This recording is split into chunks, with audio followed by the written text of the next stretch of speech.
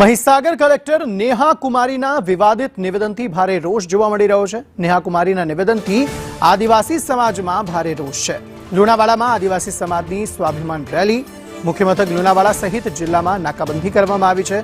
સ્વાભિમાન રેલીને લઈ ચુસ્ત પોલીસ બંદોબસ્ત ગોઠવાયો છે।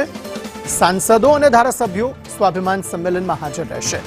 આખો વિવાદ શું છે તે જાણીએ તો કલેક્ટર નેહા કુમારીએ એટ્રોસિટીને લઈને નિવેદન આપ્યું હતું। 90% એટ્રોસિટીના કેસ ખોટા અને બ્લેકમેલ કરવા માટે થાય છે તેવું કહ્યું હતું। કાયદાના ઉપયોગ કરતા તેનો દુરુપયોગ વધારે છે। તાલુકા સ્વાગત કાર્યક્રમમાં અરજદારને આ જવાબ આપ્યો હતો।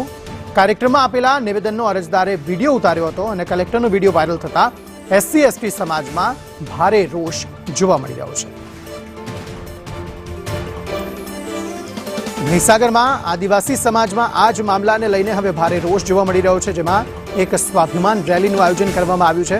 સ્થાનિક સાંસદો અને ધારાસભ્યો પણ આ રેલીનો ભાગ બનશે। મોટી સંખ્યામાં આ સમાજને સાથે જોડાયેલા જે લોકો છે તેઓ ભેગા થયા છે।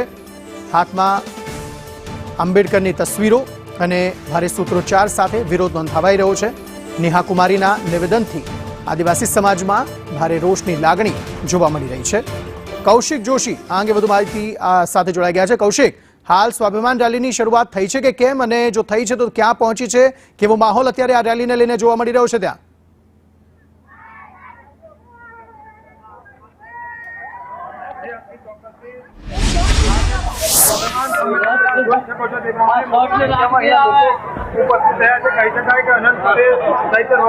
અમિત ચાવડા તેમજ જે દલિત આગેવાન છે અને ધારાસભ્ય છે જિગ્નેશ મેવાણી, તેની આગેવાનીમાં અહીંયા જે સ્વાભિમાન સંમેલન યોજવાનું છે, જેને લઈને આસપાસના ગામમાંથી લોકો અહીંયા જિલ્લાના મુખ્ય મથક લુણાવાડા સુધી પહોંચ્યા છે અને અહીંથી તેઓ બાબા સાહેબ આંબેડકરના જે પુતળું છે ત્યાં જઈને પુષ્પાંજલિ અર્પણ કરશે। કહી શકાય કે વહેલી સવારથી જિલ્લામાં ચુસ્ત પોલીસ બંદોબસ્ત ગોઠવી દેવામાં આવ્યો હતો, તેમ છતાં પણ લોકો આ સભા સ્થળ સુધી પહોંચ્યા છે। જો આપ જોઈ શકો છો તે પ્રમાણે મોટી સંખ્યામાં લોકો અહીંયા સભા સ્થળ સુધી પહોંચ્યા છે અને જે પ્રમાણે અહીંયા વિરોધ કરવામાં આવી રહ્યો છે, કહી શકાય છે કે સ્થાનિક લોકોની એક જ માંગ છે કે જિલ્લા કલેક્ટરની સામે કાર્યવાહી કરવામાં આવે તેમજ તેમની ધરપકડ કરવામાં આવે। આવી માંગ સાથે અહીંયા મોટી સંખ્યામાં જય જોહર અને જય આદિવાસીના નારા સાથે, જય ભીમના નારા સાથે લોકો અહીંયા મેદાનમાં પહોંચ્યા છે અને આ લોકોની માંગ છે કે જિલ્લા કલેક્ટરની ધરપકડ કરવામાં આવે તેમજ અહીંયા જે રેલી છે તે પણ તેમની આગેવાનીમાં યોજવામાં આવશે। અંકિત,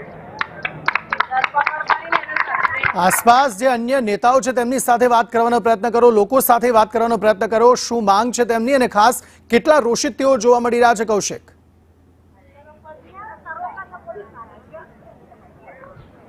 ચોક્કસથી અંકિત, આપણે સ્થાનિક લોકો સાથે ચર્ચા કરીશું। કહી શકાય જે આગેવાનો આવ્યા છે તેમની સાથે આપણે ચોક્કસપણે ચર્ચા કરવાનો પ્રયત્ન કરીશું। ચાલુ સભાની અંદર આપણે પ્રવેશ કરી અને તેમની સાથે સંવાદ કરવાનો પ્રયત્ન કરીશું। અમિત ચાવડા જે છે તે અહીંયા સુધી પહોંચે છે, જિગ્નેશ મેવાણી પણ આ સભામાં ઉપસ્થિત થયા છે ત્યારે આપણે એમની સાથે ચર્ચા કરવાનો પ્રયત્ન કરીશું। સાકરભાઈ, બરાબર આપ જોઈ શકો છો પ્રમાણે ખાસ કરીને બહેનો પાસેથી આજે સ્વાભિમાન સંમેલન યોજવામાં આવી રહ્યું છે, જેને લઈને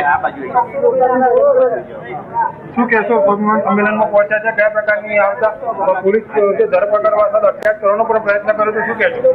સમગ્ર ગુજરાતના લોકોએ મહીસાગર કલેક્ટર નેહા કુમારી દુબેના આદિવાસી, ઓબીસી અને દલિત સમાજની વિરુદ્ધના અત્યંત જાતિવાદી નિવેદનો જોયા અને સાંભળ્યા છે। રાજ્યની સરકારની જવાબદારી અને ફરજ બને છે તાત્કાલિક।